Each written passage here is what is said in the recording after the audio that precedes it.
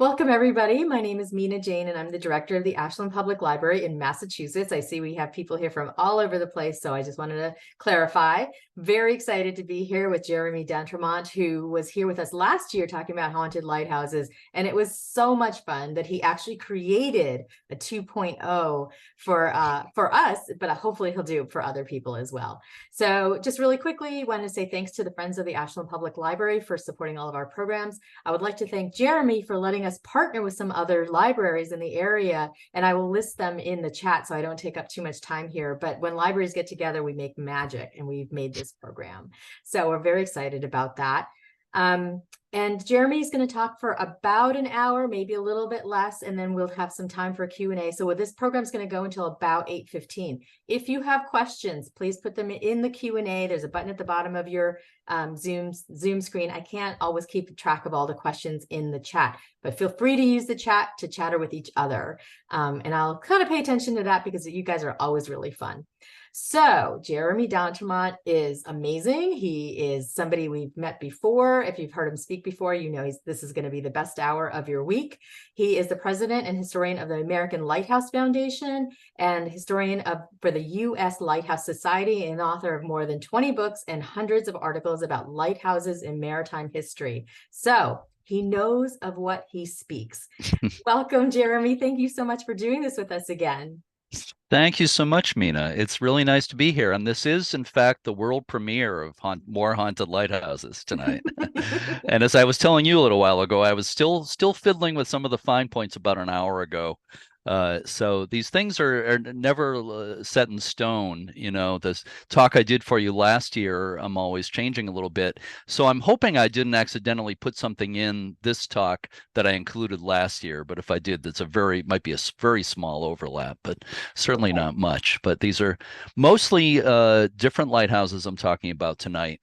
A lot of what I talked about last year was lighthouses where I personally been involved in paranormal investigations with a group called New England Ghost Project. There's a couple of those tonight, but it's not as much of that, but I'm throwing in some other interesting angles. You'll see what I'm talking about to kind of liven things up a little bit. But so why don't I go ahead and start sharing my screen and get into the presentation. So here we go. And hopefully you are all seeing my screen at this point.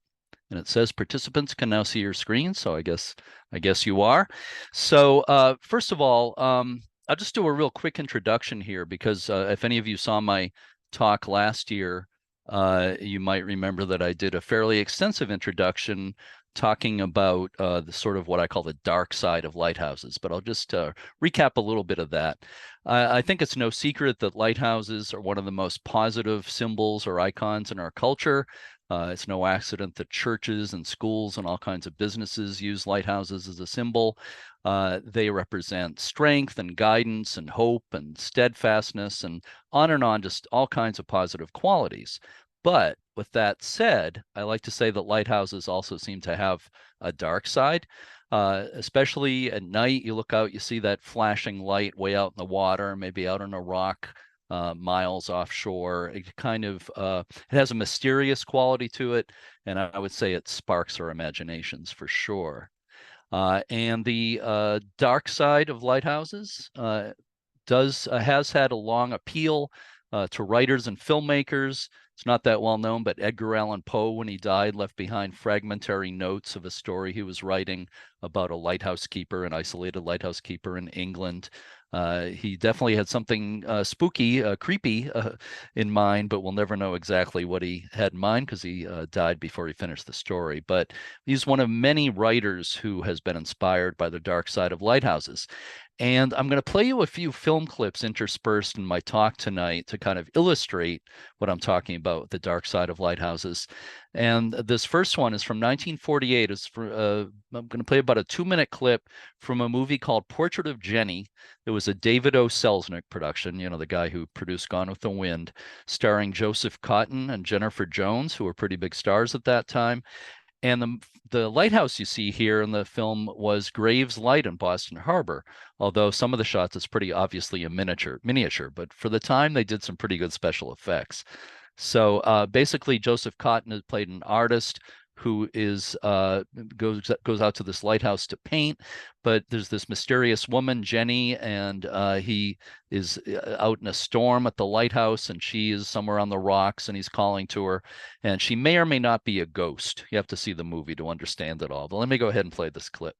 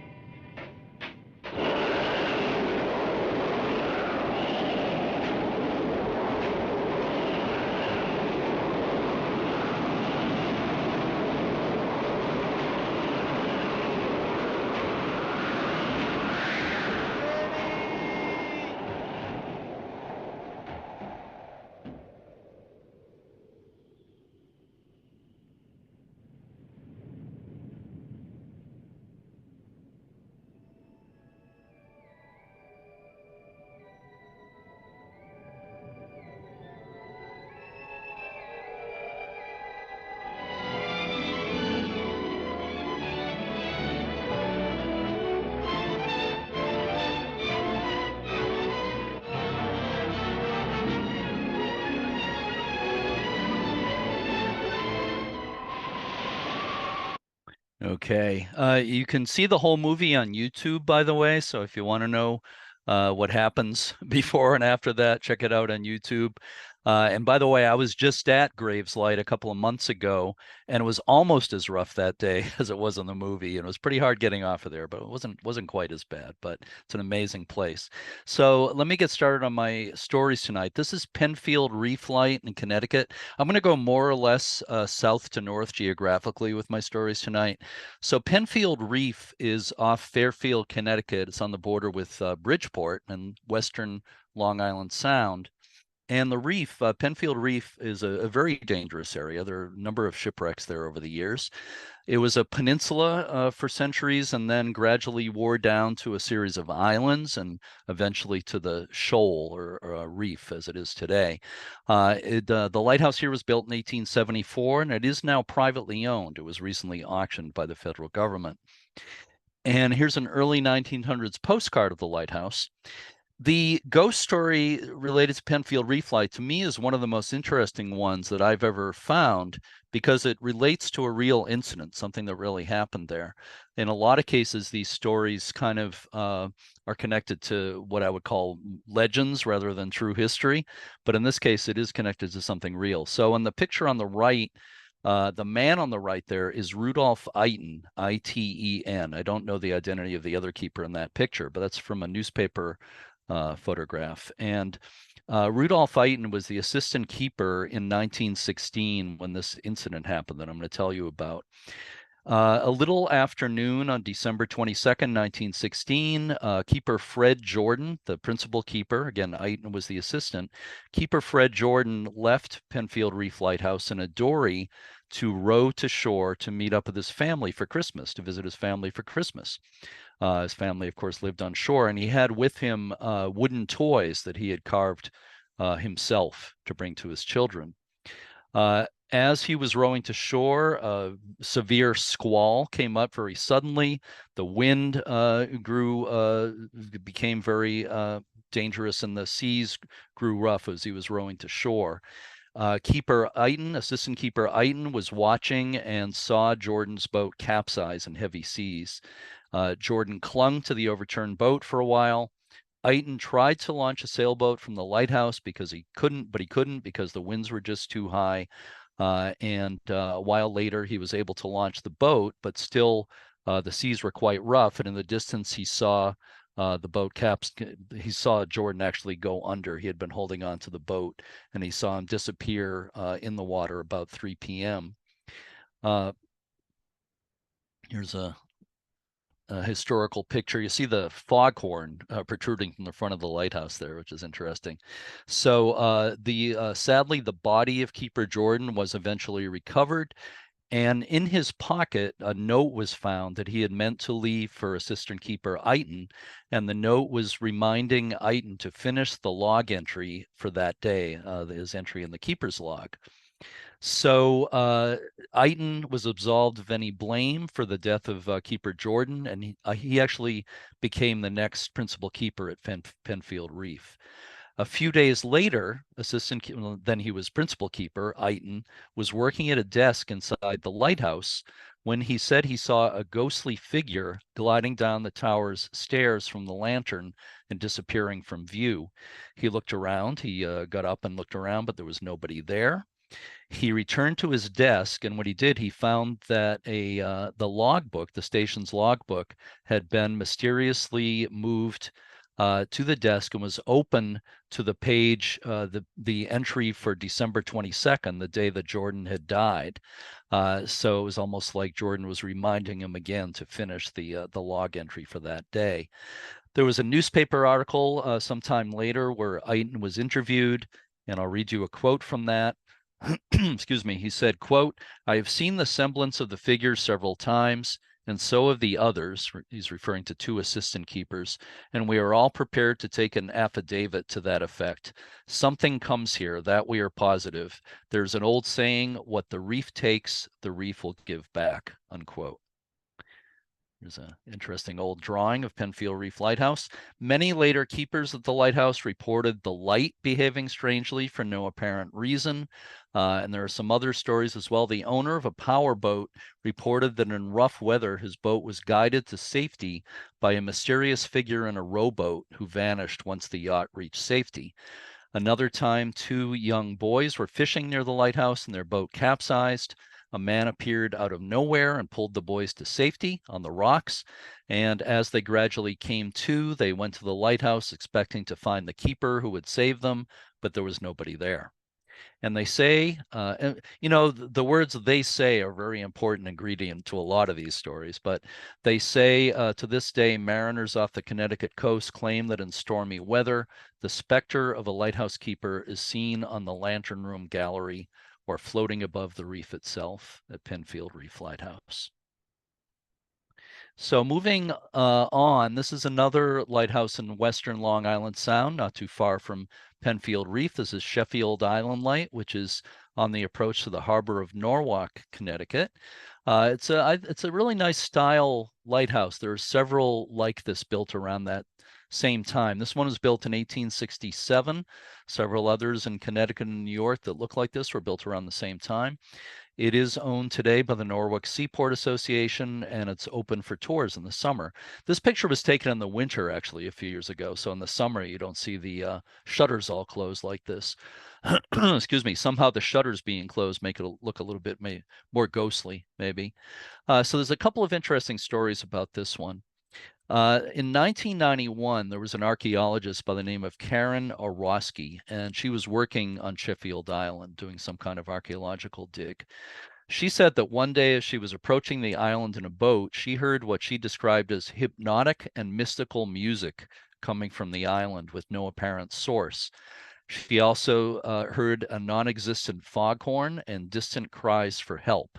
So after discussing it with people, it was felt that the music she heard, the weird music she heard, could maybe be attributed to the spirit of Captain Robert Sheffield, who owned the island in the early 1800s. He played an instrument, I've never heard of it anywhere else, but he played something called the long spell, which was an unusual instrument, kind of like an oversized violin, played with porcupine quills, which I find extremely interesting. So she felt, and some other people felt, that maybe that's what she heard. There was also a keeper here named Noah Mosher, Mosher, keeper starting in 1861. He died in the lighthouse in July 1872. A witness who was there when he died said that Mosher had been looking out to sea through his spyglass, and he was actually carrying on a conversation when he suddenly just fell dead, apparently of a heart attack. People say that they have sensed or seen Keeper Mosher in the lighthouse, so he is kind of the usual suspect for a lot of the strange happenings here. I'm going to move up the coast a little bit. Whoops, here's another early postcard of Sheffield Island Light. It's a great place to visit, by the way. You can take a little ferry boat out from the Norwalk Aquarium out to Sheffield Island in the summer, and I recommend it very highly. And another recent picture of it. And moving up the coast, this is Conimicut Light in Rhode Island. It's at the mouth of the Providence River, kind of between Warwick and Barrington, Rhode Island. It is now owned by the city of Warwick, by the way. And this is a type of lighthouse that people often call a spark plug light for obvious reasons. It looks kind of like a spark plug. It's also it's a caisson light. Basically, the bottom foundation, the caisson, is sunk down into the seabed. And the superstructure is built on top of that. So keepers lived inside this lighthouse for many years. It has been automated for a long time now. It was built in 1883 to replace an earlier lighthouse, and the earlier stone lighthouse in this location had actually been destroyed by ice flows in the winter. And that's quite an interesting story in itself. There was a keeper there with his son when the lighthouse collapsed, when it was hit by ice. They managed to climb onto an ice floe, and they were floating around in Narragansett Bay on this ice floe. And luckily, the captain of a tugboat saw them and was able to rescue them. So just a little side story there. There's a very sad story related to this lighthouse. This is another case of ghost stories, reported strange activity that seems to relate to a true incident that happened here. It's so sad that I kind of resisted using this in any of my presentations, but I'm gonna go ahead with it. The keeper in 1922 at this lighthouse was named Ellsworth Smith. His 30-year-old wife, Nellie, had lived with him at the lighthouse for about a year, along with two sons, aged 2 and 5. On June 10th, 1922, Keeper Smith went to Providence to pick up some supplies and to take care of various business. According to a story the next day in the New York Times, Nellie Smith, the keeper's wife, had grown morose and despondent during her year of lighthouse life. Excuse me. She had asked her husband to take her to shore to live, and she had threatened suicide.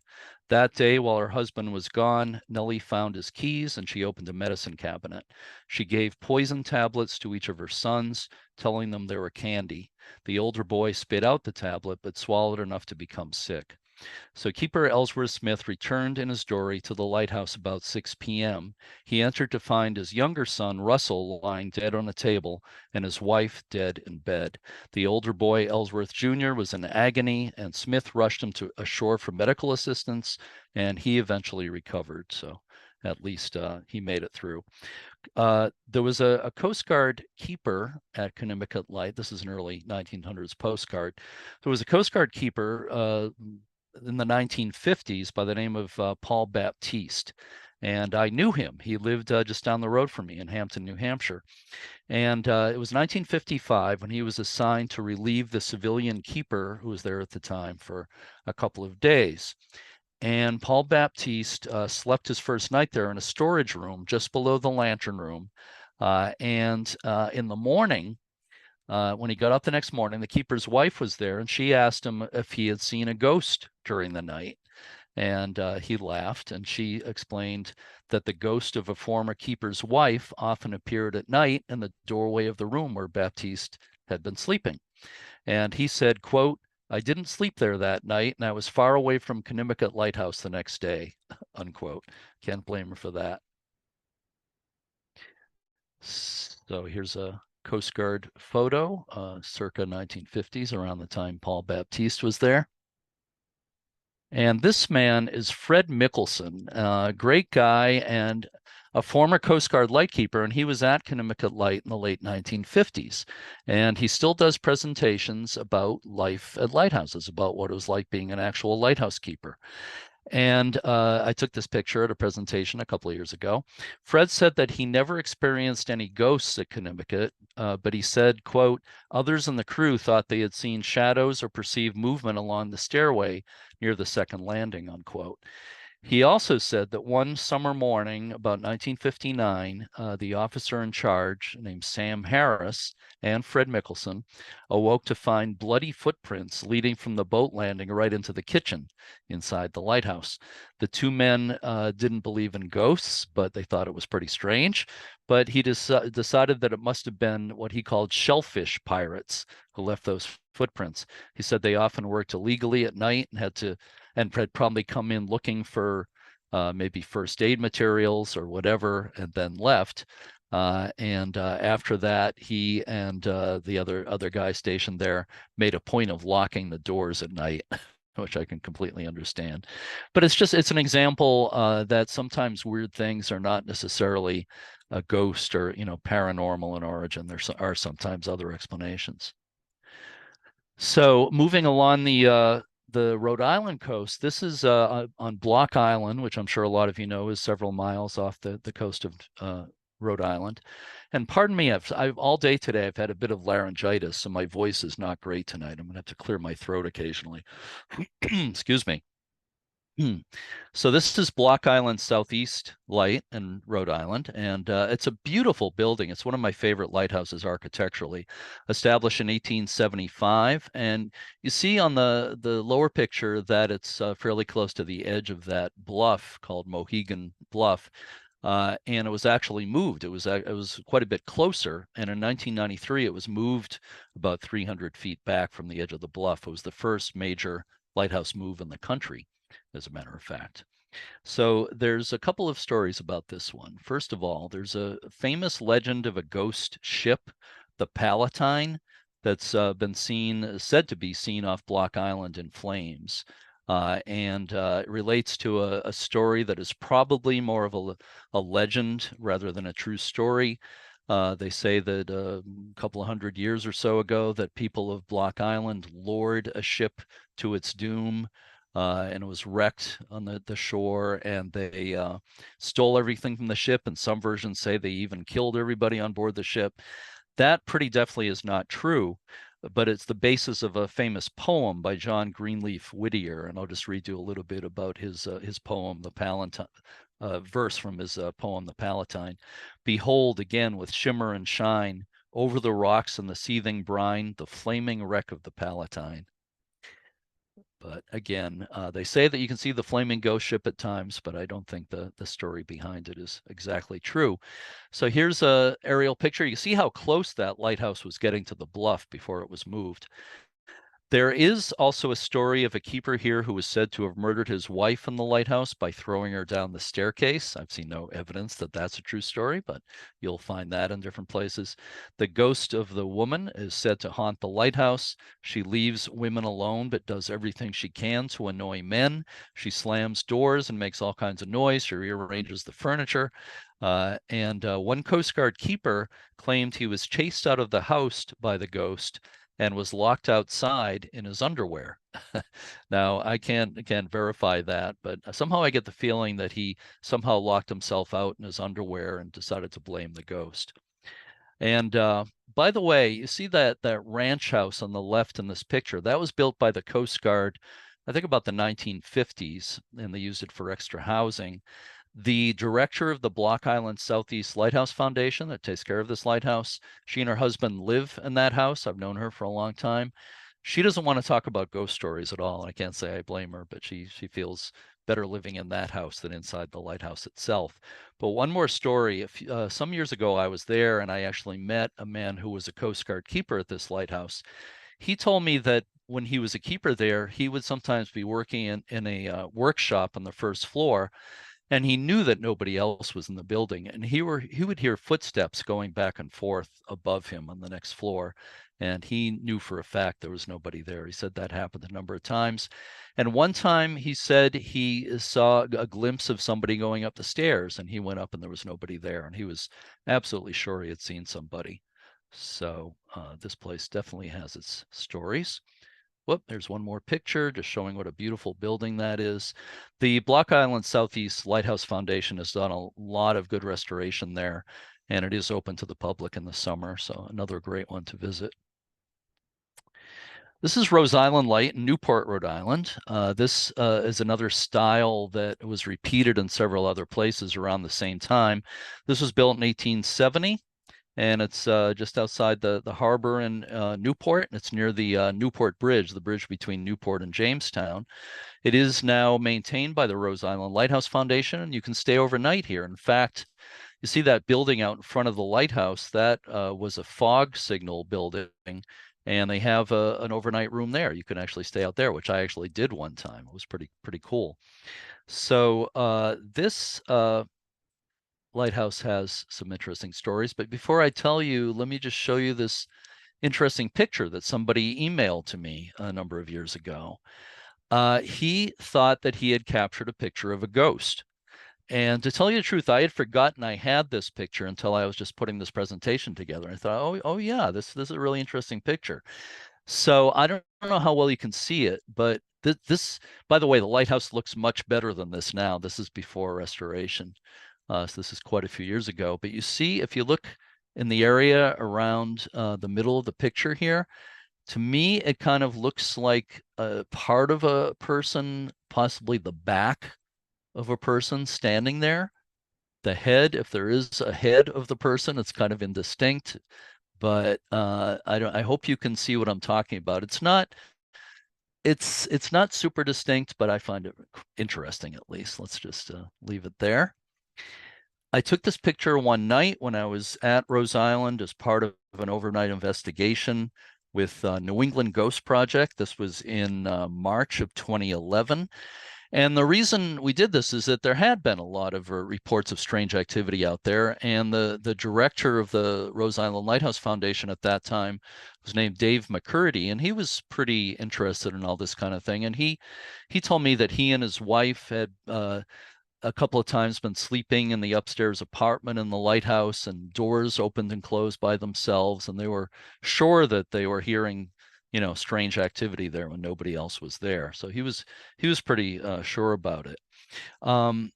And Ghost Hunters, the TV show Ghost Hunters, was there a couple of years before we did this investigation. And one of the things I think you might be able to find the show online, Ghost Hunters at Rose Island. One of the interesting things that happened is they showed a picture in one of the rooms, like a painting of the lighthouse. Somebody took a photograph of that painting behind glass, and in the reflection in the photograph, it looks like a face kind of in the corner of the photograph. And it's not the person who took the picture. They claim nobody else was in the room, and the face looked very much like one of the old keepers who had been there a long time. So that was interesting. So anyway, we did this overnight investigation in March 2011, and I'm going to show you something really interesting, but let me set the scene. As it got later into the night, the guy who was the head of New England Ghost Project is named Ron Kolek, K-O-L-E-K, Ron Kolek. He is the author of several books on the paranormal, has some radio shows and so forth. So Ron and I and Dave McCurdy, the director of the Rose Island Lighthouse Foundation, were sitting around on the first floor. Everybody else who was there was upstairs. We're sitting on the first floor in almost complete darkness, and Ron said, "You want to try some table tipping?" And we said, "Sure." We didn't know what it was, but he took this little table, like an end table, and the three of us sat around it, and he told us to put our fingers on it lightly. And Ron said something to the effect, "If there are any spirits here, please let us know you're here. As long as you mean us no harm, let us know you're here by moving the table." And I swear to you, after a couple of minutes, it felt almost like electricity coming from the table through my fingertips. And then after another minute or two, the table started to move a little bit. And then it started to wobble more and more until it was almost walking around on the floor. And I kept looking at the three of us. We all just had our fingertips lightly on it. None of our feet or legs were touching it. And I could not figure out how that was happening. So that was pretty interesting. And then we went upstairs, and there were about 8 of us there that night. It was a pretty big group. And there was a big table upstairs, a big heavy wood kitchen table or dining room type table. And Ron said, why don't we try table tipping with this table? And people said, well, it's too big. It's not going to do anything. It's too big and heavy. And he said, well, let's try it anyway. So you can see, I think there are about 6 of us actually sitting around the table. And this was shot, I believe, with an infrared camera. So it's pretty dark, but you can pretty much see what's happening. And I'm going to play this for you. It's about 2 minutes long. And just keep in mind that as I was sitting there taking part in this, I kept looking at everybody sitting around the table. I checked under the table. Nobody's legs were touching the table, and people just had their hands lightly on top. So let me show you what happens here. So this is a few minutes into it. We had already been sitting there for a few minutes before it got to this point. By the way, look out, brother. Rocket. Let's see if I can do it. Let's do it. Can you lift it up? Can you make it actually go off the floor? It's almost just like an inch. Keep rocking it, rock it. Yeah. Just rock it, rock it, rock it. Let's see if I can do it. Let's do it. Those meters have moved, right, by the way. Look Yeah, how far they- they're different. oh, yeah. The table rocket. Because the table's rocking. This one's gonna rocket through Clay's chest in a minute. It's interesting as people got sillier and sillier. As the energy level goes up, the table is moving more. You're gonna do it. Come on, we're getting faster. Come on. Cough energy. Get the momentum going. Use our energy. We give it freely as long as we know how. Just one more big push. I see that some of us aren't even really touching the table. I'm like, I'm trying to do like 2 fingers on it. My hands go with it though because I'm so freaking tall. Shut the fuck up. Oops. All right. Let me go over there and hurt you. Come on, let's It's get. being recorded. Come on, let's go harder, harder. We can do it. Come on, we're all a team. Okay,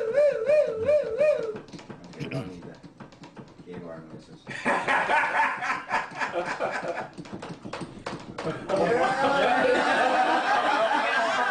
Go for it, Mr. Curtin. Lift it, lift it, lift it, lift it, lift it, lift it. All right, here we go. Lift it, lift it. Oh my God, it came up off the ground. That was wild.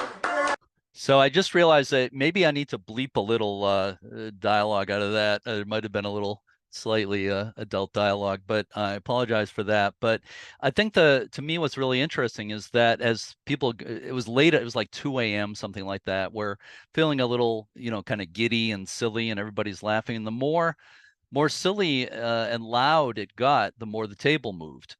But the bottom line is I would not believe this if I wasn't there myself. And was there a spirit or spirits helping to move the table? I have no idea. It may have been our own subconscious minds that were moving the table, but either way, I find it extremely interesting. So I'm going to move on up to Massachusetts. This is Minot's Ledge Light, which I'm sure a lot of you are familiar with. It's one of the more famous lighthouses in the country.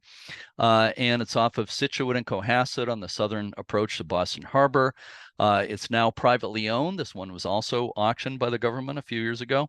It has probably the most famous flash of any lighthouse in the world. It has a 1-4-3 flash, meaning 1 flash, pause, 4 flashes, pause, 3 flashes. People decided a long time ago that stood for I love you. It really doesn't, but they decided that's what it stands for, and it's known as the I love you light. So I'm going to tell you what happened to the first lighthouse in this location. The one there today is a 114-foot granite tower, and it's beautifully built, but first one was not so well built. This is the original lighthouse on Minot's Ledge. It went into service in early 1850, and it was designed by an engineer named Captain William Swift, and he did the best he could, but Congress didn't appropriate enough money to build a proper lighthouse in a place like this, and this ledge offshore, it's on a ledge that's actually underwater completely at high tide.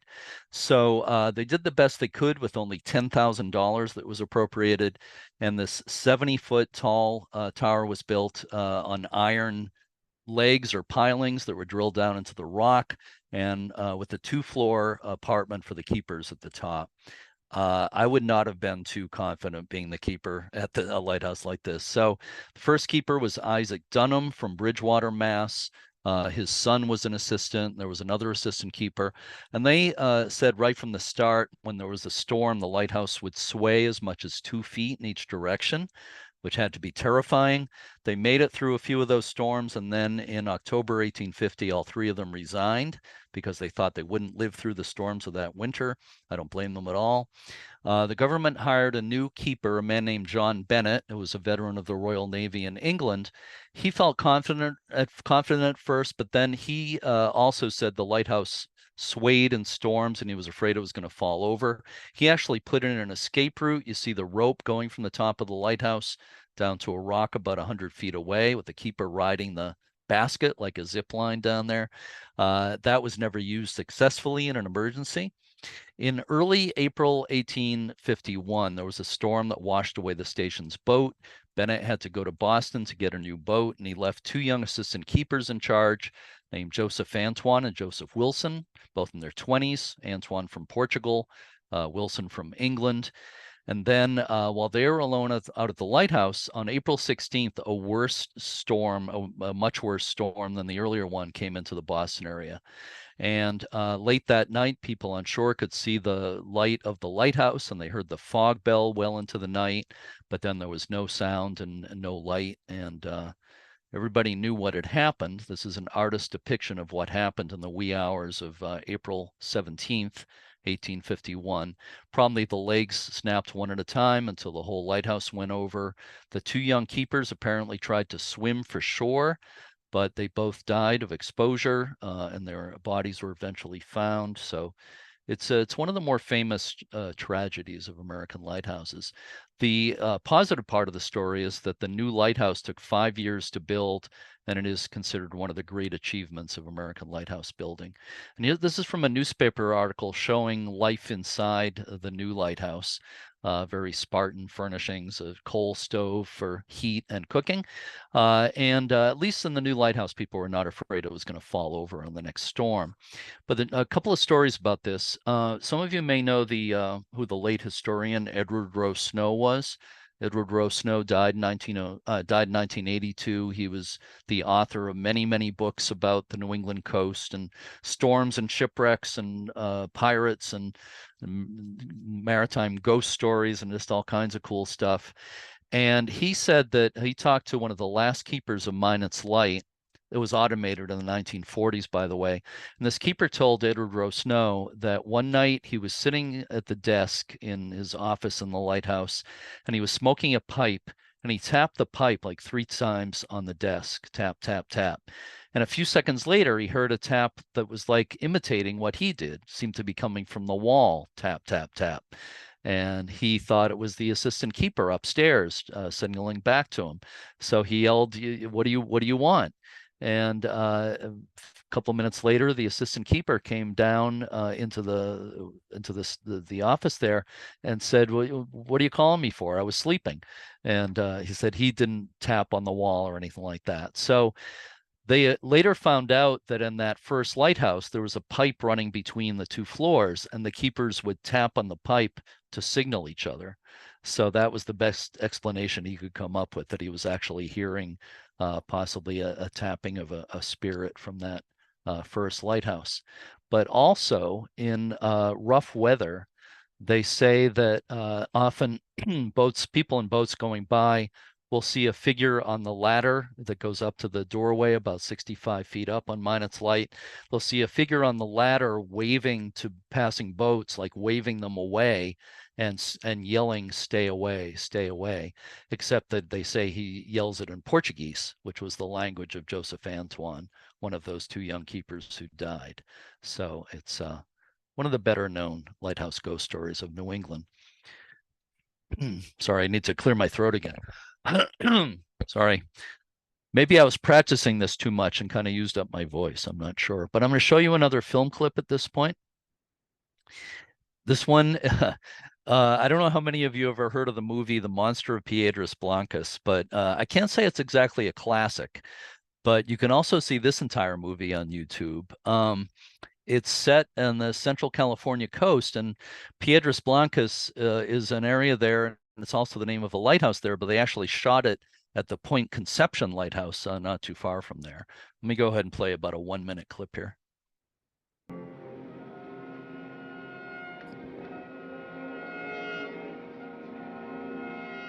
Lucy!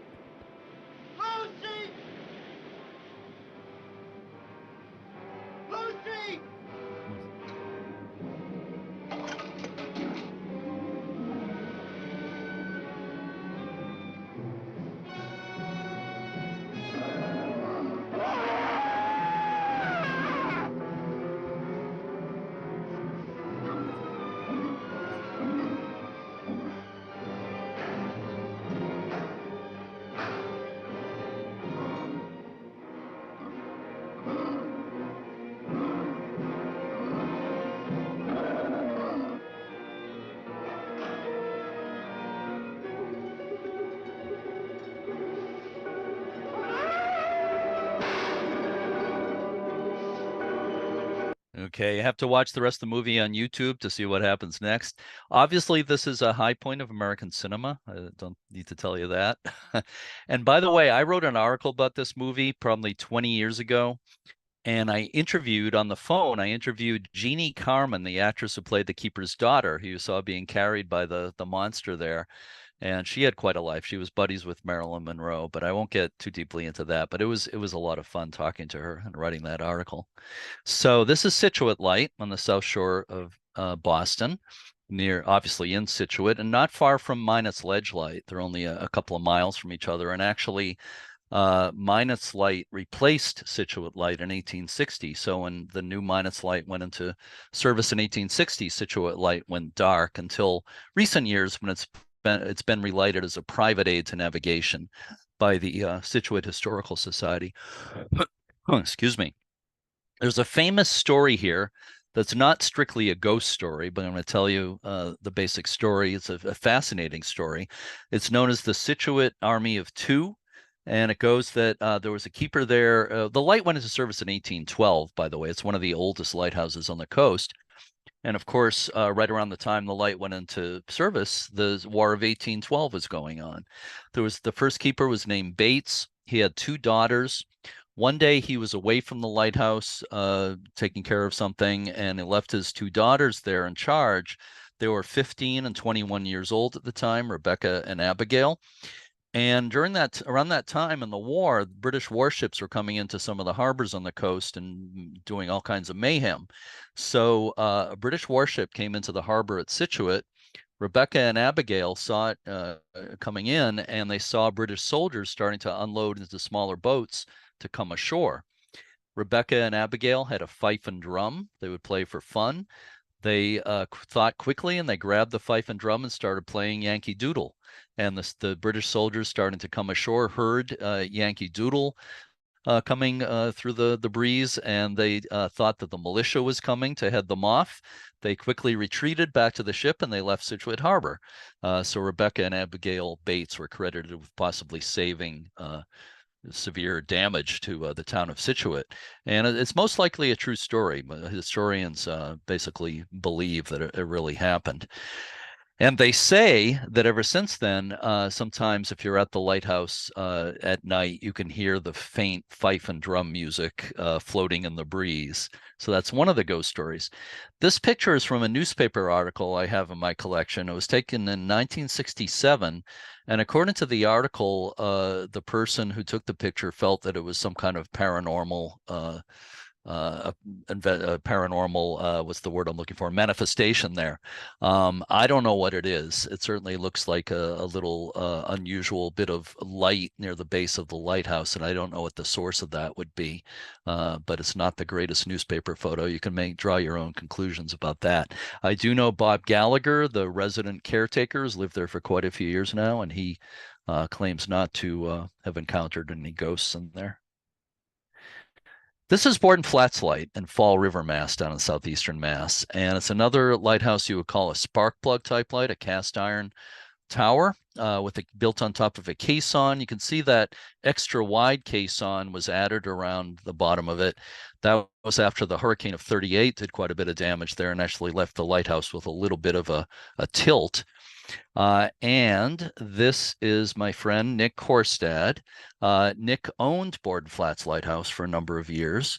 He has since sold it. He now owns the Big Bay Point Lighthouse in Michigan, runs it as a B&B. Nick is in the audience tonight. I'm hoping if we have time, he might be able to say a little bit at the end here. But Nick told me some interesting stories about this place, and he certainly believed it was haunted. I don't think he'd disagree with that statement. One thing I remember Nick told me is that one day he was painting at the lighthouse, and he suddenly heard what he described as a little girl's voice in his ear, who said something like, "Those colors are pretty." Nick also told me that some other people who helped him with his work out there felt kind of creeped out by the place. I think he said his brother didn't want to go back there again. Nick can correct me if I'm wrong about that. But these stories kind of added up. And as a result of that, we went out for an investigation with New England Ghost Project in, I think it was 2012. Was it that long ago? I don't know. Nick can correct me about that, but it was a while ago. I think it was at least 10 years ago. And this is a keeper by the name of John Paul, who was at Borden Flats Light in the early 1900s for some years with his 3 sons there. He was also at Dutch Island Light, Rhode Island for a long time. When we went out with this investigation, New England Ghost Project, we had a psychic medium with us who sometimes works with Ron Kolek and the Ghost Project. Her name is Leslie Marden, and she wrote a book, her life story called Medium Rare, which I think is a great title. So, and there was another woman who was not, she didn't consider herself psychic, but she thought she was somewhat sensitive. So Leslie and Karen both took separately took pieces of paper and a pen and drew whatever picture came into their minds. And I can tell you that neither of them did any research about this place ahead of time. I know Leslie pretty well, and she never does any research going into a place. They both drew a man's face with a mustache and some kind of hat on. It didn't look exactly like John Paul here, but both of their drawings look somewhat similar to him. Also, Leslie Marden, pretty early on in the evenings, said that she was hearing the name in her mind. She said, like the French name, Jean-Paul. She kept repeating, Jean-Paul, Jean-Paul. And as I said, this is keeper John Paul. And I swear she didn't know anything about the place before. So that was pretty interesting. During that night, we were up in the top part of the lighthouse.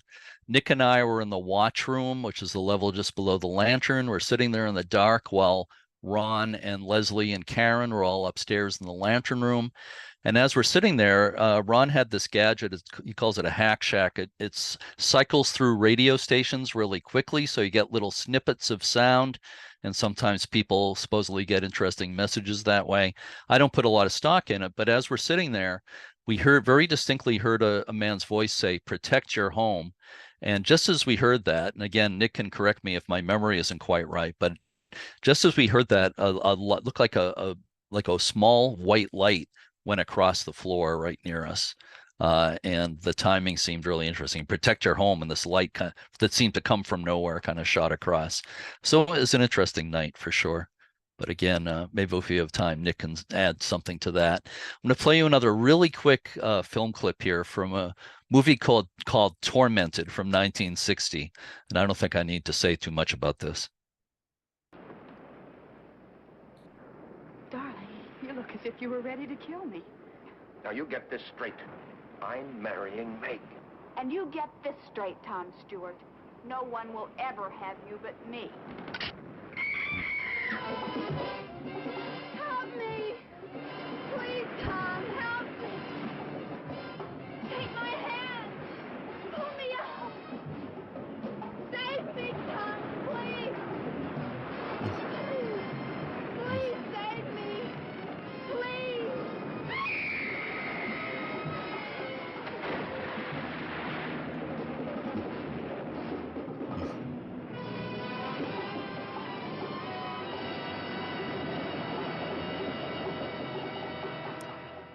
So the way I see it, I think she was being punished for her bad acting there. But anyway, I'm realizing I'm probably a little behind schedule here, so I'm going to kind of speed things up a little here. This is Boon Island Light, which is one of the most isolated lighthouses in the country. It's about 6 miles from the nearest point of land in southern Maine. Early on, well, first of all, it's the tallest lighthouse in New England, 133 feet tall, granite tower, built in 1854, replacing an earlier lighthouse. There are many shipwrecks around here over the years. The most famous was a ship called the Nottingham Galley from England in December 1710, 14 men on board. The crew all survived the wreck, and 10 of them survived almost a month on the island. 4 of them died. 2 died trying to get to shore. 2 died on the island. The other 10 survived, and they did resort to extraordinary measures, if you get my drift. I won't go into detail. It's a very famous, harrowing story. It was the subject of a popular novel called Boon Island in the 1950s. and some people attribute strange events on Boon Island to that. This is a large family group here on Boon Island, circa early 1900s. On the far right, the guy with the white mustache was Willie Williams, William C. Williams, longtime keeper, 26 years, local man. The guy with the black mustache next to him was his son. He was an assistant keeper, and there were some grandchildren of Keeper Williams in the front there. But I'm just showing you this as an example to show that families actually lived on this island for many years, which is incredible. There's a famous legend that you'll see in a lot of sources that says that there was a young man keeper there sometime in the 1800s with a young wife, and that he died suddenly on the island, and she tried to keep the light going for a while in the winter, and she was found wandering mad on the island, and then she died too. And some of these sources will say that she haunts the island. They'll say it's a sad-faced young woman ghost. Some actually some versions give the name, give her name as Catherine Bright. I don't know where that comes from, but I think it was made up. There's no evidence that anything like that happened, but it is kind of a persistent legend. But I do think that strange things happen on Boon Island. The two guys on the left were Coast Guard keepers in the early 1970s, Bob Edwards and Bob Roberts. I spoke to Bob Roberts on the phone years ago. He told me that when he first got there, the other guys asked him if he believed in ghosts. He laughed. They said, "You're not going to be laughing for long after you live out here for a while." And he did come to believe that the place was haunted. He said that one day he and Bob Edwards went out fishing, probably in the same boat you see here. They went too far from the island. They were rushing to get back to light the light at sunset. And as they're rushing back, the light came on by itself. And they landed, they looked around, there was nobody there, and they never figured that out. He also said that when he would go out at night to tend the fog signal, he always felt like someone was watching. I also talked with another Coast Guard keeper named Dave Wells, who said that the station's dog always acted like it saw something that nobody else could see, and sometimes it would chase this unseen whatever it was up and down the length of the island. So he said they always figured the island was haunted. I just want to briefly say a little bit about Nubble Light, which of course is one of the most famous and popular lighthouses in New England and York, Maine, seen by approximately 500,000 people a year. Of course, you don't quite get on the island. You view it from across a narrow channel on the mainland, built in 1879. A friend of mine, Bill Thompson, who's a writer and artist in that area, likes to say that Nubble Light is haunted by a good spirit that makes everyone who visits it feel good. And I think that's accurate. Certainly, there is a good spirit there. But there's a famous shipwreck story that relates to the Nubble. I was going to say they say, but this is actually a true story. In November 1842, a ship called the Isidore was due to sail from Kennebunkport, north of York. One of the men who was going to be on the crew on the ship had a dream of seeing a bunch of coffins lined up on the beach, and he knew that one of the coffins was his. He hid out. He did not go on the voyage, and he was lucky he didn't, because soon after it set sail from Kennebunkport, it ran into a snowstorm. It crashed on the rocks at Bald Head Cliff, north of the Nubble, and everybody on board died. And they say that ever since then, there are sightings of a ghost ship with a shadowy phantom crew in wet, dripping clothes, staring straight ahead as the ship passes back and forth near the Nubble. I've been there a few thousand times and I haven't seen it yet, but maybe I need to look a little more closely.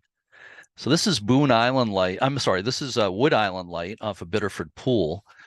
And I might need to skip a lighthouse or two here because I'm running out of time. But this is Wood Island Light. There's a famous story here that's, again, a true story, a murder-suicide that happened around 1900. And there's the newspaper headlines. It involved a man named Fred Milliken, who was a deputy sheriff, and he owned a house on the island, and he rented shacks to local fishermen on the island. And one day, one of those fishermen, Howard Hobbs, went to shore and got drunk, came back, and Milliken said, "Your rent is overdue." Hobbs went and got his shotgun and went back and confronted Milliken. Milliken tried to grab the shotgun away from him. Hobbs fired, and Milliken was killed. Hobbs went to the lighthouse keeper on the island, who was Thomas Orcutt, who you see in this picture. And Orcutt told him, you got to give yourself up. It's the best thing you can do. Hobbs instead went back to his own shack and he killed himself. That is all a true story. And a lot of people attribute the weird things that happen on Wood Island to that story. I'll just quickly mention, you see Keeper Orcutt's dog here. This is Sailor, a very famous fog dog at Wood Island, who learned to pull the rope on the fog bell to sound the bell for every passing ship, and he was quite famous. But that's another story. So there was a wife of a Coast Guard keeper at Wood Island much later in the 1980s. Her name was Teresa Lowell, and she claimed the place was quite haunted. And she said that one day she reached into a clothes closet and she's reaching for some clothes, and she said very distinctly she felt a person standing in the closet. And it kind of startled her, of course. She later said she was positive that's what she felt. And of course, she checked and looked through the clothes and everything, and there was nobody there. But she knew that she felt a person in there. In 2005, well, here's a later picture. And then this is Ron Kolek of New England Ghost Project, who I was talking about earlier, with a psychic by the name of Vicki Monroe. I don't know if she still does, but I know she had a radio show. Ron and Vicki went out to kind of scope out Wood Island in 2005. I went out with them. She felt there was a lot of activity there. Ron and New England Ghost Project have done several investigations at Wood Island since then. During one of those investigations, Maureen Wood, another psychic medium, seemed to make contact with a couple of spirits, including one in the basement of the house. And some interesting photos, which unfortunately I don't have to show you tonight, but they got photos of what looked like a human form kind of taking shape on the side of the picture as Maureen sensed that somebody was there. But another interesting story is that during one of the nights they were there, Ron was looking out through an open door, and I think it was while it was still light out at that time, and he saw a dog run by the door. And he mentioned it to the women from the Friends of Wood Island Lighthouse. And she said, well, you couldn't have seen a dog. There's no dog on the island. He described the dog, and she said, well, that's interesting because one of the last Coast Guard couples here had a dog, and the dog Ron described sounded just like the dog that they had there. And this is a picture of the dog. She said that the dog hated to go to the mainland. He liked it on the island. So he eventually died on the island. And the dog that Ron described was very much like that dog. And that it's interesting because there are a number of stories of dog or cat ghosts or spirits, including some at lighthouses. This is Prospect Harbor Light. And again, I know I'm running out of time, but I just want to tell you a couple of quick stories. This is way up the Maine coast. The Navy, it's on a Navy base, and the Navy used to have overnight stays for military personnel in the keeper's house. And the story that was often told was that one of these statues, the sea captain in the middle, would change positions by himself.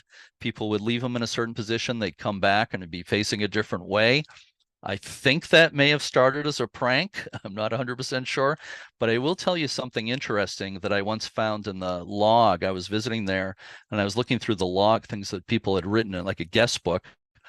And this one woman wrote that she and her husband were putting their young son to bed in the house there. And he was all excited and he said, "Who are you?" And his father answered, "I'm Daddy." And the little boy said very seriously, "No, who's the man behind you?" And of course, there was nobody behind him. So that kind of freaked out the mother a little bit. The father of the last keeper at Prospect Harbor actually died in the house. They say he was clutching his pipe, lighting his pipe when he died. And people say that when these strange things happen in the house, they often hear smell pipe tobacco along with it. And speaking of smoke, this is what happened to the keeper's house here a couple of years ago. A mysterious fire almost burned down the house, but they are rebuilding it. I don't know if that's actually started yet, but they did decide to basically reconstruct the house. So I just got one more lighthouse to tell you about, and I'll try to do it pretty quickly here. This is White Island in the Isles of Shoals, the southernmost of the island group off the New Hampshire coast. That is Celia Thaxter, who is the daughter of a lighthouse keeper at White Island. Whoops, want to play that video clip for you. Whoops, why does it not want to play? Well, it doesn't matter. The Celia Thaxter was the daughter of a lighthouse keeper at White Island in the 1840s, and she went on to become one of the most famous writers in America in the late 1800s, writers and poets. White Island really takes a battering in storms, as I'll tell you in a moment. But this is Blackbeard the pirate. And there's a famous legend of the Isles of Shoals that relates to Blackbeard. They say he spent time out there and possibly buried a treasure on White Island. And also they say that he left a young bride on the island with his treasure. And he told her he would return. He was then killed off of North Carolina. And they say that the young woman died on the island and is still seen wandering as a ghostly woman in white and saying he will return, he will return. Supposedly this woman in white has been seen by many people, including some of the Coast Guard keepers at White Island. Here's a picture I took a few years ago from Star Island nearby there. And I'm going to play you a film clip here. This is from 1978, from the blizzard of 1978, early February, one of the worst storms in New England history. This was taken by one of the Coast Guard keepers at White Island at the height of the storm. He told a friend, a Coast Guard officer, who told me that as the storm was coming in, they knew a bad storm was coming. This young man was trying to secure things at the boathouse. You're seeing a storage shed being moved around by the waves here. Behind the storage shed is the boathouse. This young man was at the boathouse trying to secure things. And as he's feeling very apprehensive. And as he's doing that, he said that the apparition of a woman in white appeared in front of him. He said that she spoke to him. She said something to the effect of, "Don't worry, everything will be fine." And there was a lot of damage there, obviously, but it wasn't as bad there as it was at Boon Island up the coast. At Boon Island, the island was underwater, and they had to rescue the two keepers from the top of the lighthouse by helicopter. So anyway, but another Coast Guard keeper I talked to who was there in the 80s told me that every time a storm was coming in and he would be in that covered walkway between the house and tower, he said he heard a woman's voice that he felt was trying to warn him. Although he couldn't make out exactly what she was saying, he always felt she was trying to warn him. So very quickly, I'm repeating this from last year, but I want to show you this, one of the most interesting photos I've ever seen on this subject. This is Owl's Head Light in Midcoast, Maine. Photo taken by a man named Bob D'Amato looking down from the lighthouse, down the stairs towards the water there, the little oil house on the left. The interesting part of this picture is to the right of the flagpole, and this is what it looks like when you zoom in. And I got to know Bob D'Amato. I know that he didn't fake this. I find it absolutely fascinating. It may be a trick of light and shadow, I don't know, but I think it's an extremely interesting photo. And then I want to close with just a little bit about Portsmouth Harbor Light, which is my hometown lighthouse, about 10 minutes from my home here. This is Joshua Card, who was there for 35 years as the keeper, 1874 to 1909, until he was 86 years old. There are many stories of strange happenings at Portsmouth Harbor Light. And New England Ghost Project did an investigation in August 2005. There's Ron Kolek. That is the psychic medium, Maureen Wood there on the left. And the woman behind her, who you can't see very well there, is Karen Mossy. Karen is an EVP expert. That stands for electronic voice phenomena, which is a method of doing recordings in a place like this and then playing them back. And sometimes you hear voices in the recordings that were not heard audibly at the time. And I'm going to go back to Joshua Card for a second and just tell you that people, when he would show people around at his lighthouse, if they asked him what the K on his lapels stood for, he would always tell them it stood for captain. Okay. He would say, "Why, captain, of course." So in 2005, none of these people knew anything about the history of the place. Karen recorded an EVP inside the lighthouse after midnight. And I'm going to play it for you. You're going to hear her voice saying who's there, and she gets an answer. So here it is. I hope you can hear that. I'll play it again. She felt it saying the captain, or it's pretty quick. It's like the captain, kind of like that. And that's why I told you that Joshua Card liked being called captain. So here's another one recorded on a different night by New England Ghost Project. You'll hear Ron. This is about 2 a.m. At the top of the lighthouse saying, "Do you like us being here?" And he got a reply. "You like us being here?" You like us being here? That's pretty self-explanatory. And this one was just seconds later. You hear Jim Stonier of New England Ghost Project. Think you should check the light. Think you should check the light. Sure sounds like okay to me. Whoops. Think you should Okay. check the light. All right, that's enough of that one. So I just want to mention that I have audibly heard a voice inside Portsmouth Harbor Lighthouse. I was giving a tour one afternoon, and as I'm talking to this couple, I heard hello. And the man I was talking to heard it. His wife didn't hear anything. We looked up and down the stairs. We looked outside. There was nobody there, nobody anywhere near the lighthouse. And I know what I heard. And I'm actually one of several people who's heard things like that in there. So I'm just going to close with one more really quick clip. Some of you may have seen the movie just a few years ago, The Lighthouse, with Willem Dafoe and Robert Pattinson. It's not exactly a traditional horror movie, but it's definitely creepy. So let me just play you the short trailer for it here. How long have we been on this rock? 5 weeks? 2 days? Help me to recollect.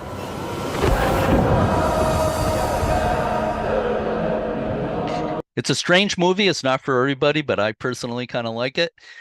So here's some sources, and I know it's after 8 o'clock, so I've probably gone a little longer than I should have. I hope that's okay. And I hope we still have time for questions and answers. So I'm going to come out of screen sharing at this point. Hi. Hi. That was amazing. People are really loving it. And Bob D'Amato is in our audience and was Really? Yes. Oh, fantastic. So something about wow, that's my picture. Thanks so much for still using it. I know that Nick is here as well. I didn't know if you wanted to speak with him for a couple minutes about. Oh, there's Nick. There you go. Yeah, hi Nick. Hey, how are you Thanks guys? for being here tonight. Was my recollection pretty good of the things I said? Or... Yeah, it was pretty spot on. There was a lot of things that happened that night that were very interesting. Yeah. But that thing, I got that pretty much right, didn't I? Where you and I were sitting on the floor and that hack shack thing was making all kinds of noise. But then we very distinctly heard protect your home, right? And then. Yeah, it said like protect your property. And then. Protect your property. Yeah. Okay. We had seen that orb of light. And then I remember the other two ladies were upstairs and then they saw something that had touched them or something. And they were all enamored by what was going on. Let me move this light over, this red light that's shining. Nick is talking to us from his B&B, Lighthouse B&B in the Upper Peninsula of Michigan, the Big Bay Point Lighthouse, and amidst your amazing lens collection there. Yeah, we got the old arrow beacon here that was upstairs, and it was shining right on my face. I got to stay there last year. It's an unbelievable place. If anybody wants to stay overnight at a fantastic, amazing lighthouse in a gorgeous environment, you got to go to Big Bay Point with a great host. Yeah, going back to Borden Flats. I remember first purchasing the property. I went out there and it had one of those VRB rotating beacons that's right behind me here, and I would go out and I didn't have a boat. I'd row out there and I'd hear all sorts of weird things, and I'd come home and the light would turn on from shore, and it would stay on all day, and then it would shut off when it would get dark at night. And I would call the Coast Guard and they'd come out there. There's nothing wrong with this. Happened like 4 times. And it was so eerie because it was almost as if like, you know, the spirits were like, come out at dark, come out here. And I was like, I'm not going out there. Yeah. You've had some experiences where when you first got to Big Bay Point, right? You had a little stuff going on too. Yeah, the previous owners, you know, claimed that this place was pretty haunted and that they had to have an exorcism to have the spirit put outside the house. And I don't know if it was haunting them or haunting the house, but I did experience a spirit that came walking up from the basement from an apartment that they had downstairs, and it walked through the whole house right behind me. And then it just walked right out the front door. And I haven't really experienced anything since until I got back from Borden Flats this past April. And I had a furnace that had gone down and it was fixed, but it kept making a lot of howling noises. And I was really concerned that I was going to open for the season with the furnace that people could hear. And I was speaking with Kevin out at Bourne Flats that, the furnace, what am I going to do? And my first night being open for this season, I was setting up breakfast and the kitchen door swung open really hard up against the wall. And I was like, what's going on here? And there was no one there. And then the furnace kicked on and it never made that sound again. And so I don't know if it was John Paul coming and fixing the furnace for me. And then he left in a hurry to get back out to Bourne Flats. But since then, I put a new furnace in. But that lighthouse, I was very skeptical on ghosts until I owned Bourne Flats Lighthouse. And I don't know, like, the seagulls that we asked if they could keep the seagulls off. And to this day, there's no seagull poop out there. So I don't know how to explain it. So I'm just looking at some of the messages in the chat here. Somebody, Tommy D'Angelo says, did a tour of Big Bay and got to meet Nick. Very kind. Did a great job on the tour. So, and somebody else says, who says Monster of Piedras Blancas isn't a classic? I would never say that. It very definitely is a classic, for sure. So I don't know if we have any actual questions in the chat here. I'm seeing a lot of comments. Please don't skip Pemaquid Point or Portland Lighthouse. Well, I can't include them all. This is part 2. Maybe I'll do a part 3 sometime. Pemaquid Point has some stories, nothing real concrete that I've heard. Portland Head, I have a personal experience with. I don't know if I have time to tell that. I could probably tell it fairly quickly right now, or should we look for more questions? I have a bunch of questions in the Q&A. And for our friend from Pemaquid, I am going to be talking to you about a third one for next year, since this is so popular. Nick, this is fascinating. Thank you so much for helping us out and understanding your lighthouse. And it's a B&B, right? So people can stay there? Yeah, so this one here in Michigan's the only lighthouse actually you can stay in as a bed and breakfast. And Bourne Flats in Massachusetts is still being rented out for overnight stays. Kevin is the new owner there. And I did see a question here. So Bourne Flats was originally called the Quequechan Light, and it was made that name by the river that used to fall through Fall River that was taken out when they put I think 95 or I-95, 195, one of them. I haven't been there for 6 years or so. But it was changed to Bourne Flats because of all the textile industry. So that was its new adopted name. Same family as Lizzie Borden. The Bordens were extremely rich family in Fall River and owned all the mills and everything. So I'm not sure exactly which member of the Borden family it was named after, but it was the same family as Lizzie. Jeremy, I've had a couple of people ask if you could put up your last slide again with your resources. Sure. We could do that while I ask you some of the questions that were in the Q&A.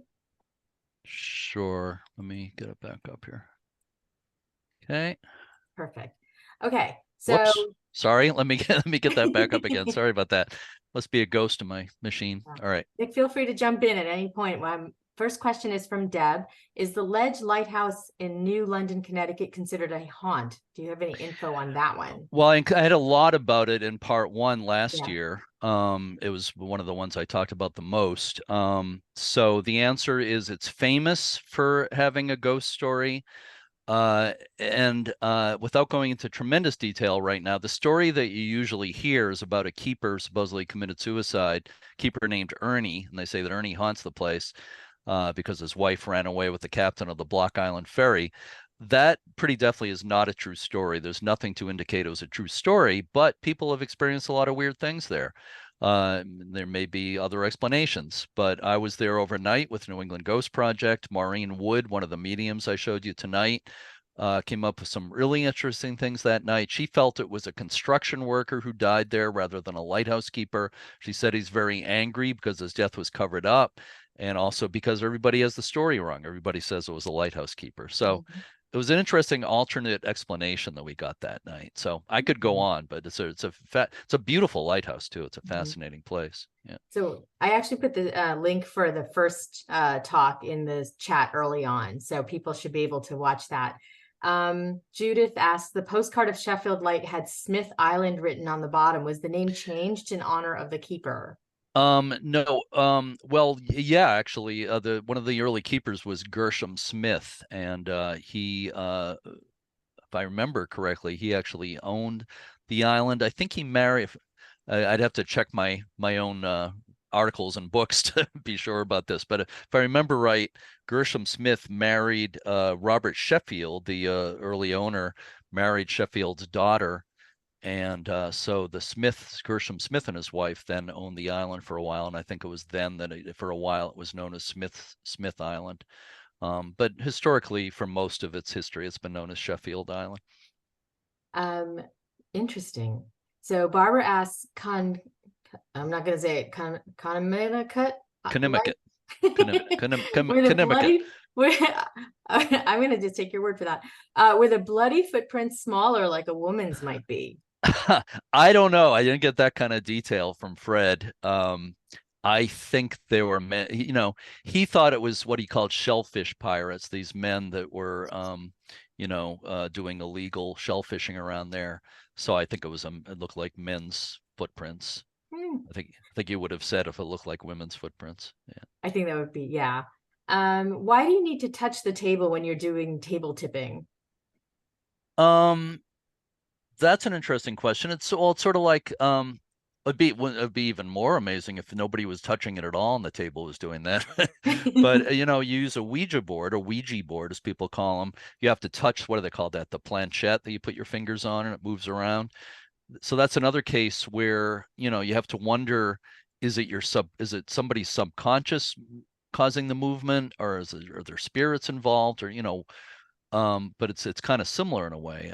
So the table tipping, and also Ron Kolek likes to do something called glass swirling, where he'll put a glass, like a drinking glass, on a table and have 2 or 3 people put just like one finger on it. And often they start swirling around in circles and stuff. And you can get it to kind of answer questions. So that's another similar kind of thing. So it seems to draw energy from people.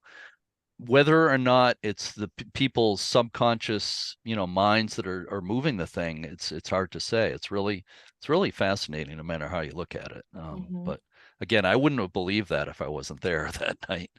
You think is it okay if I come out of screen sharing, you think, at this point? Yeah.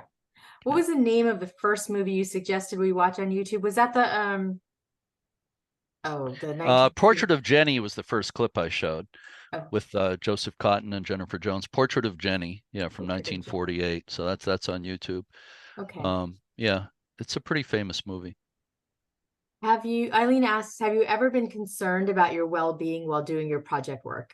Well, I don't do this ghost stuff all the time. I mean, I do lighthouse stuff all the time, but this is just one aspect of it. But I'll tell you, the night we were at Rose Island, did that table tipping, I told you about how we did the small table first downstairs. It was just Ron and me and one other guy. And this little table was going boom, boom, boom, boom. It was all over the place. And at one point it was like going around in a circle, and it came right up against me, and it was almost like pushing into me. And I said, sort of half kiddingly, "Please don't hurt me." And Ron will not let me live that down. He likes to say, and then Jeremy said, "Please don't hurt me." I didn't say it like that. But anyway, I was a little nervous that night. I was a little nervous. How about you, Nick? Have you ever been concerned about your lighthouse? Or about your own safety? With ghost hunting, not particularly. My only concern is I don't want whatever energy it is to linger or manifest and attract anything else into the house. So, but I've never felt here in Michigan, any, uneasiness, but at Borden Flats, I would never want to be there after dark. I lived out there for 6 months. I could not handle it. There was so much, every single night of the week, there was something going on in that lighthouse, and I was the guest. It wasn't whoever was there long before I was, but there was people scraping paint and knocking on doors and playing parlor music. And I remember I was standing in the little kitchen area, and someone had whispered from the basement, come here. And I was like, what? And, being out there, you have to leave a Zodiac in the water overnight. And, it's pretty dark out there in that channel. And to race to get off that lighthouse wasn't the easiest task. And so you have to race across the channel with a flashlight and not get hit by someone. And, the guests liked it, because they were out there for that experience. But to live in it full time, man, it was nerve wracking. I can imagine. Especially when your battery went dead on your laptop, so you couldn't have like a DVD for backdrop noise. Not that laptops even have that anymore, but It's Yeah, true. right. I'm gonna say that I'm crowdsourcing your third session in the chat, Jeremy, just FYI. Cheryl asks, which is the lighthouse in which you've had the most paranormal happenings? Well, the lighthouse I'm most personally involved with is Portsmouth Harbor, and I started the group that takes care of it 22 years ago. So I've been there by far the most of any lighthouse, and so I have the most. I have the most of all kinds of experience, both paranormal and other kinds. There, I've just been there so much. But that's the one where I heard a voice, and my wife has heard a voice there. Another friend heard a very distinct voice. The voice I heard, I said hello. That's all he said. A friend of mine who was another volunteer there was by himself up in the lantern room painting one day and heard, "What are you doing?" So very similar, and I meant to say before when I played those EVPs where he said the captain and those different things. The voice sounds similar in all of those, and also sounds similar to the voice that I heard audibly, and also the other people heard audibly. So, the usual suspect is Joshua Card, that longtime keeper, that it's his voice. But do we know for sure? Of course not. But I've had other experiences there too, and also there's a fort next to the lighthouse, Fort Constitution, that has tremendous history, and there was an explosion at that fort that killed 10 people in 1809, and people have strange experiences there. And I had, aside from that voice, I had my strongest experience in the fort, where I was with another group doing an investigation in the middle of the night. Two of their people claimed we were in like a tunnel in the fort, and at the same time, the man and a woman in that group, and they were like maybe 10 feet apart from each other, they said there's somebody here. They felt it really strongly. Some children died in that explosion. They felt it was a little boy that they were sensing. And just as they were saying that, I felt like something went through me. That's all I can describe. It was like, it felt sort of like almost hot, like going through me. And it kind of felt like it went up through my head. It was the weirdest feeling. It gave me chills. I kind of doubled over. I felt almost sick, and I had to get out of that tunnel. It was just a weird feeling. And that's all I can describe, is it felt like something kind of rushed through me. Mm-hmm. So I've had a lot of experiences there, is the bottom line. So, I think there's a lot going on there, but I think there's a lot going on a lot of these places, but it's intermittent. I've gone, years at a time without anything happening at Portsmouth Harbor Light. Then there'll be a period where it seems like it's active again for some reason. So, they don't perform on demand. And if they did, they wouldn't really be, themselves. I'm just gonna ask a couple more questions. Jennifer says there was an island or lighthouse off the New England coast where the U.S. Marshal Service held a mafia informant that inspired the formation of the Witness Protection Program. Do you know? Thatcher Island. Thatcher Island. Thatcher Island. I do a podcast, a weekly podcast for the U.S. Lighthouse Society. The current episode that I just posted online is Thatcher Island. I didn't talk about that story, but I have written about it in my books and so forth. Joseph, the Baron Barboza, Joseph, I think I got his name right. A very famous mobster who killed many people, was held there on Thatcher Island for a while. So that's a really interesting story. He was later killed in San Francisco, so I don't think his ghost haunts Thatcher Island. But that's a little fascinating episode there. Yeah. Your friend Bob D'Amato wants to know if there are any more table tipping coming up that some of us can join. I mean, I think he means him, but I'd like to also. Well, maybe could we? I don't know if you can do a virtual table tipping. I was going to say maybe we can try that next year, but I'm not sure how that would work. But maybe we can arrange something. That would be fun. Yeah. Let's see. There was one thing here that I wanted to ask. Can you just tell Jane asked if you could tell the permaquid story really quickly, just because she can freak out her relatives who go there every year. You have to give me a little time, because it's not. Pemaquid Point. I didn't know about any stories there, but it seems like I ran across something online not that long ago. But I would have to look it up, I'm afraid, because I don't know it off the top of my head. So I hate to disappoint. And I don't think we can take too much more time for me to Google things right now. So no, that's okay. But so Jane, you're on your own. Eileen says, is it likely that the paranormal occurrences happen on a historical event on the island lights? Sometimes, I mean, that's one of the theories that there seem to be different types of hauntings, if that's what you want to call them. And one of the types is like a sort of like a replay, almost like a tape replaying itself over and over. Like at Portsmouth Harbor Light one night, we had a group in there investigating. Some of them were in the lighthouse in the middle of the night. And one was looking out a window. I came into the lighthouse and the guy called me over and said, look out the window here. He said that before him, a woman looking out the window saw what she described as a woman walking on the rocks outside, like disappearing into the fort wall that's right there, and kept doing it over and over again, according to her. And then he said when he first looked, he saw it happen a couple of times. By the time I got there, it wasn't happening anymore. But they both claimed that they saw it repeating itself.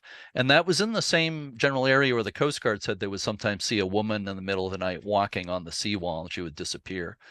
So I don't know, maybe they really saw something, but that's an example of this sort of. I'm not a paranormal expert in the sense knowing all the terms for these different things, but I know that some of these are. It's almost, Nick, maybe you know the answer to this, what they call that, but some of them are like almost like a tape replaying itself over and over again, a loop, like it's recorded, like somehow it's been recorded, something that happened, and it replays itself. And I know that sometimes people say that'll happen on the anniversary of whatever, it's a murder or a death or whatever, but I don't know for sure. Yeah, I think it's just something that just has to be the right energy in the room, and it somehow will replay itself. But EVPs remind me more of an intelligence.